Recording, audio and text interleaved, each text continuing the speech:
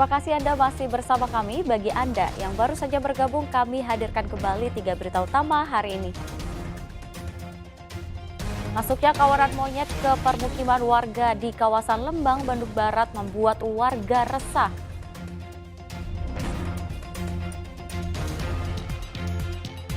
Dilanda kemarau hampir 4 bulan terakhir, ribuan warga di wilayah Kabupaten Bandung, Bandung Barat, dan Sumedang mengalami krisis air bersih.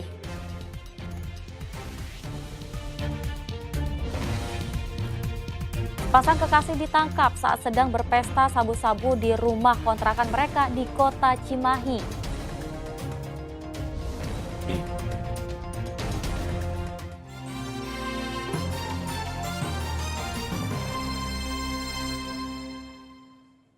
Ya, krisis air bersih dampak kemarau panjang melanda wilayah Kabupaten Bandung, Bandung Barat, dan Sumedang. Warga sudah hampir 4 bulan terakhir kesulitan mendapatkan air bersih. Kini warga terpaksa harus membeli air dan tergantung pada bantuan air bersih dari pemerintah.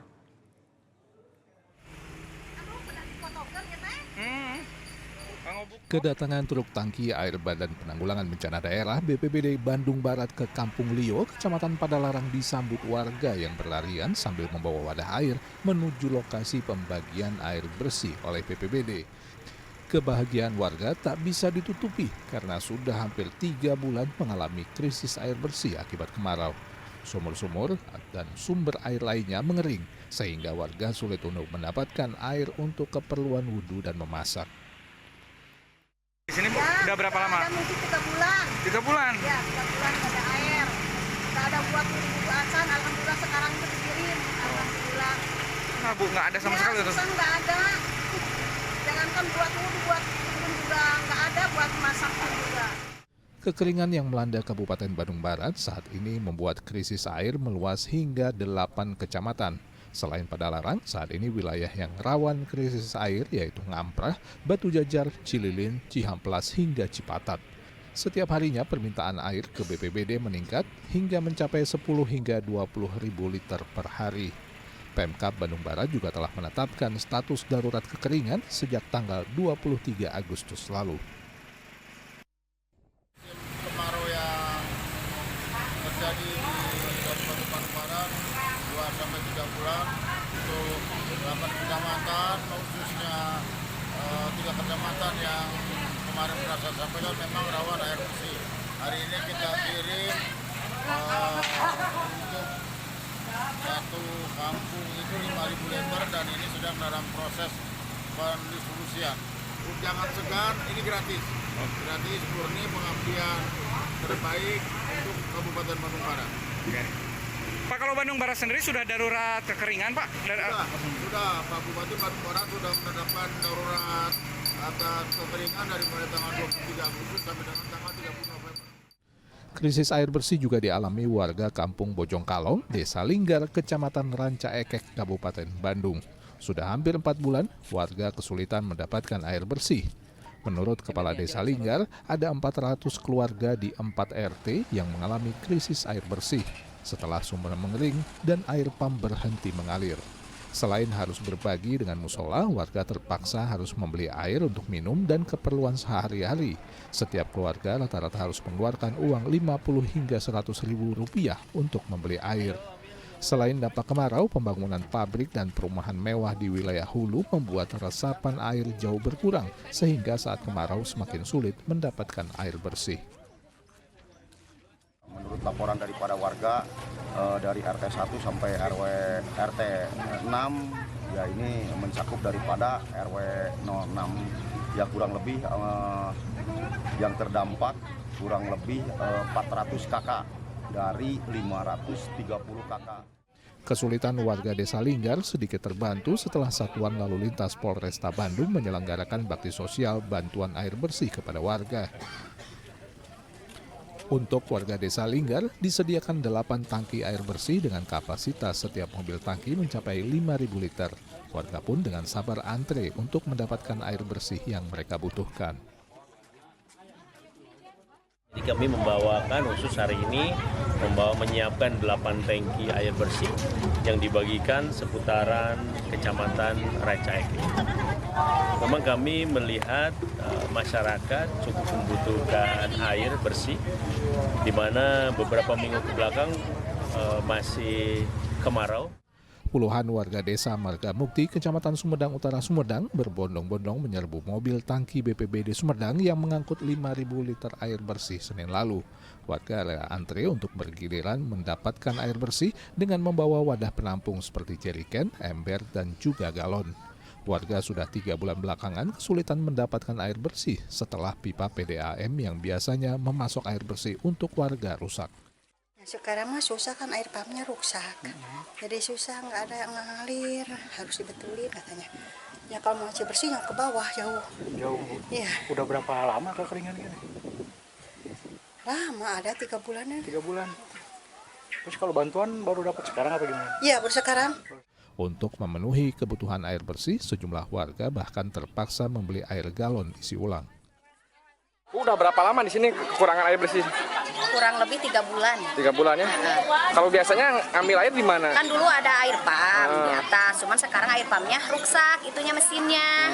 Jadi sekarang masyarakat beli air galon kemasan. Terus ada bantuan air ini gimana, Bu? Alhamdulillah sangat terbantu.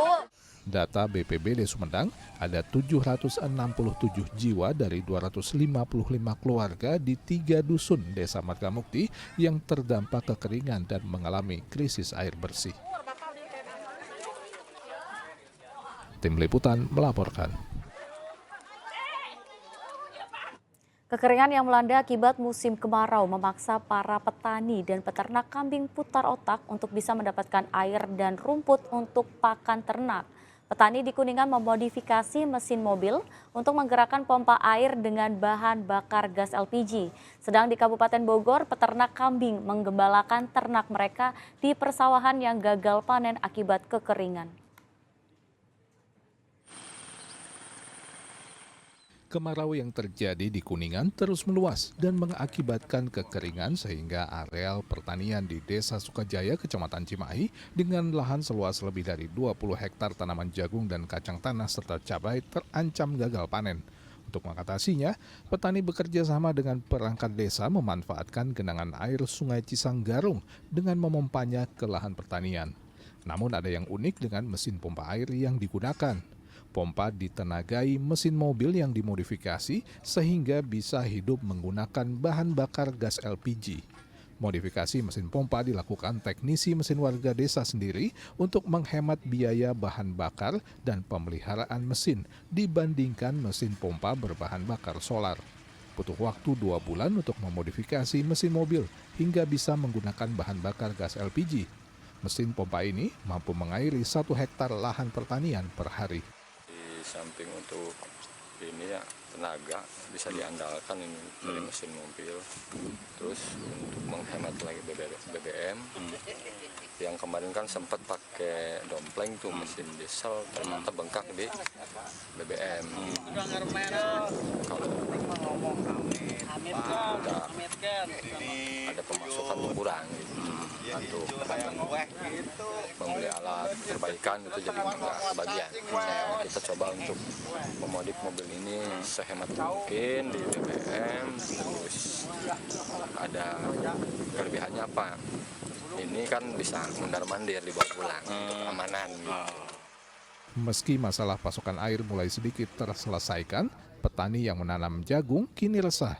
Harga jagung yang saat ini berada di kisaran Rp1.500 hingga Rp2.000 per kilogram dirasakan tak bakal bisa menutupi biaya tanam seperti obat-obatan pertanian dan pupuk yang saat ini mahal harganya.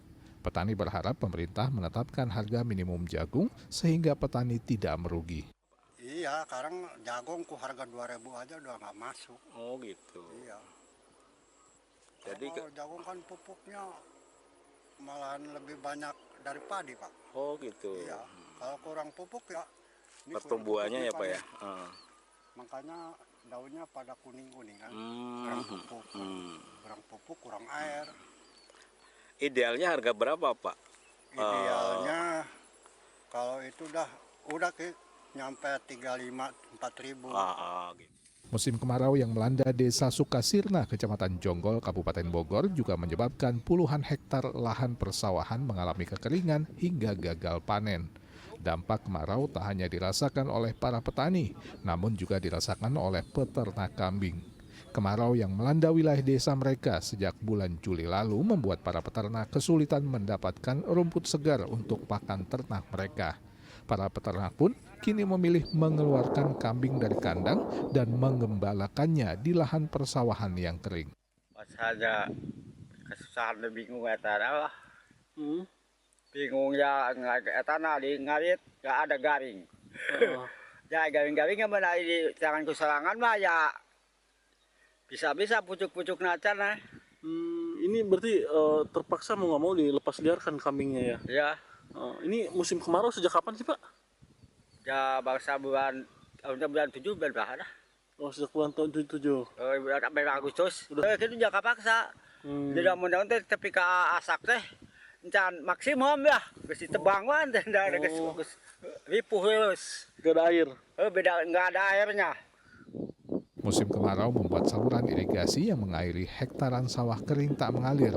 Diperkirakan musim kemarau di wilayah ini akan berlangsung hingga bulan Januari tahun depan.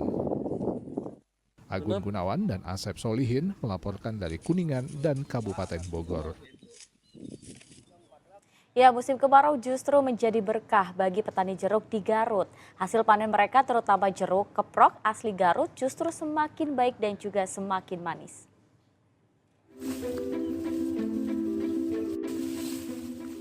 Dasep Badrussalam, warga Kampung Dayeh Manggung, Desa Sindang, Mekar, Kecamatan Wanaraja, Garut, saat ini merasa bahagia. Betapa tidak, di saat musim kemarau di mana petani komoditas lainnya sedang kesulitan air dan gagal panen, jeruk keprok khas Garut yang ia tanam justru membuahkan hasil panen yang mutunya baik dan jumlahnya cukup banyak.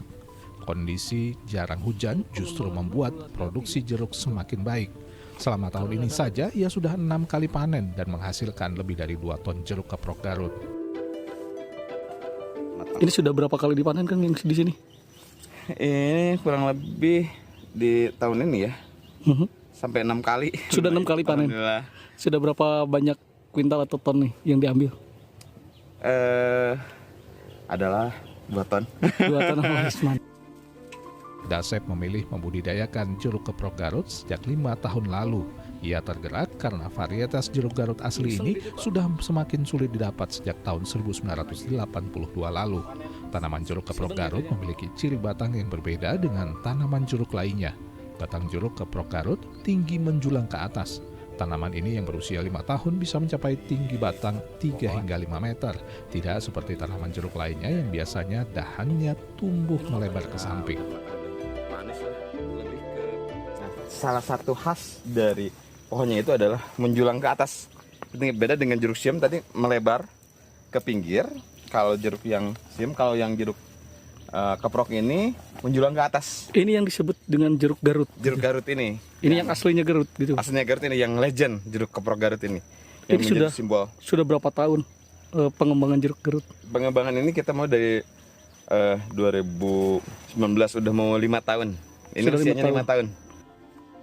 Selain itu, jeruk keprok Garut asli juga memiliki rasa lebih manis dengan bulir yang lebih besar, serta kulit buah yang lebih tebal dengan pori-pori besar.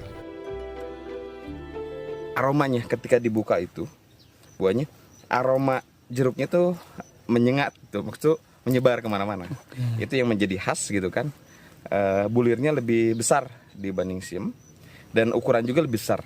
Oke, kalau dari kulitnya pun agak sedikit lebih kasar ini gitu kan? Betul, ya. Yang jadi khasnya itu adalah si kulitnya itu lebih tebal dan pori-porinya lebih besar. Terlihat gitu kan, pori-porinya lebih tebal ya.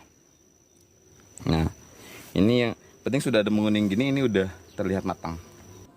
Musim panen jeruk tahun ini sudah berlangsung sejak bulan Juli lalu dan akan terus dipanen hingga akhir bulan September.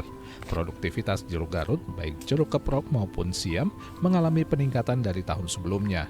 Dasep memasarkan hasil panen jeruk dari kebunnya itu ke sejumlah pasar swalayan dan pusat perbelanjaan, serta sentra agrowisata Eptilu, dan secara daring. Usaha Dasep membuktikan bahwa kegigihannya mengembangkan jeruk asli Garut selama ini rupanya berbuah manis. Eko Setiabudi melaporkan dari Garut.